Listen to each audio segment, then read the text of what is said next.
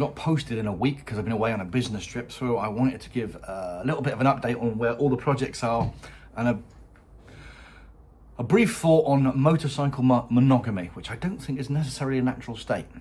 So, as for an update on where we are with the various projects, as you know, you can see there, Frank, he's called Frank now. There was a chap who came up with the suggestion. I think Frank, the F900 GS is a good name. Frank he's got his back end off still. And that's still proving a bit of, I don't know, consternation. How I can fit these parts or reshape these parts or have these parts made. That's the over tray, sorry, that sits over the top like that. And this here that sits underneath, how I can still keep a lot of this form but bring this in. That's causing me a lot of thought. Yeah, so I don't know what I'm going to do with that yet. I went to a place called Meredith Motocross in Brislington today, and they are phoning me on Monday with some old used rear fenders that I can buy off them quite cheap, so I can bugger about with them and see what that looks like. So I'll be interested to know how I get on with that. I also went to Dick Lovett today to order a new indicator, 40 quid, which I didn't think was too bad.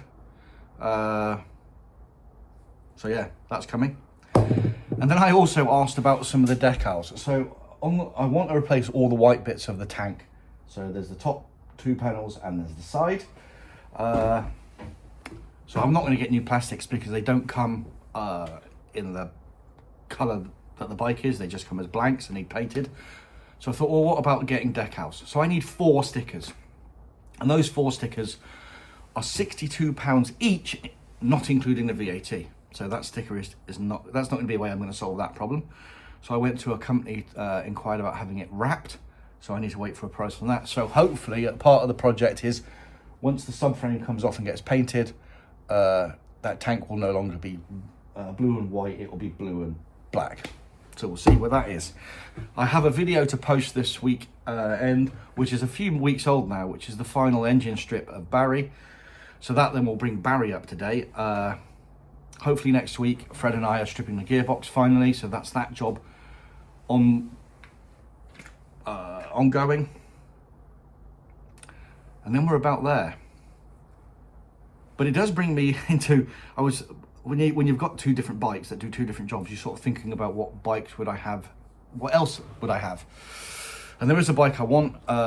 It's one of my favourite all-time bikes from the early 2000s, and it's this one. This one's for sale right now, and I think if something like that's available, sort of April, May time, I might buy it. To my previous video about PCP or Save, that one will be bought cash. For those people who are very antsy PCP, that will be a cash purchase. So that'll put me on 3.5 bikes, but all do a different job. But I don't think motorcycle monogamy is a thing. We're kind of forced into it either because of our partners or a financial situation, because we want a bike that's the biggest and the best, but finding a bike that does everything is nigh on impossible. And I used to think having more than one bike was a silly situation. But I've actually really fallen for it. Not having a load of money tied up on any one bike is a nice thing. And having a bike that gives a different ride. I took the Ducati out today. There he is. Even in the shitty weather, the back of that bike looks like some sort of dirty protest. I'll show you in a minute. But just going out that and having both feet down flat, and actually bizarrely, it's a bit more of a relaxing ride than the GS is. Now that exhaust is done, you ride it like a fucking hooligan, which is fun. So having these different bikes that do different jobs, I don't know how many bikes I'd end up with. I think 6 is a good number. I don't know where I'd put 6. I don't know what 6 it would be.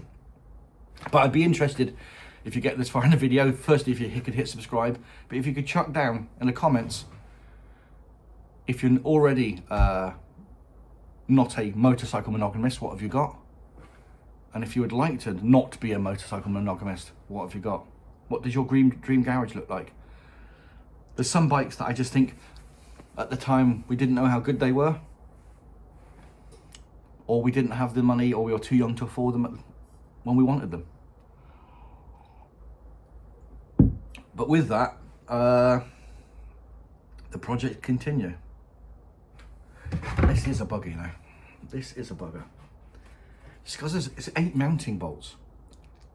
So I've been looking at using some stainless steel to make that form or something. I don't know.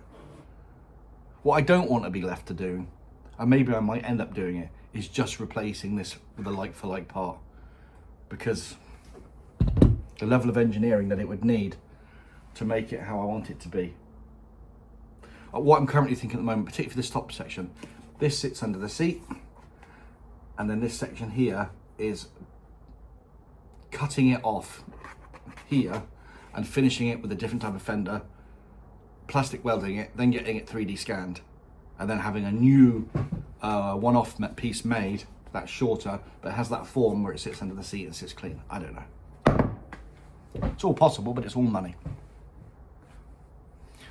And with that, again, if you could hit subscribe, that'd be awesome. Cheers.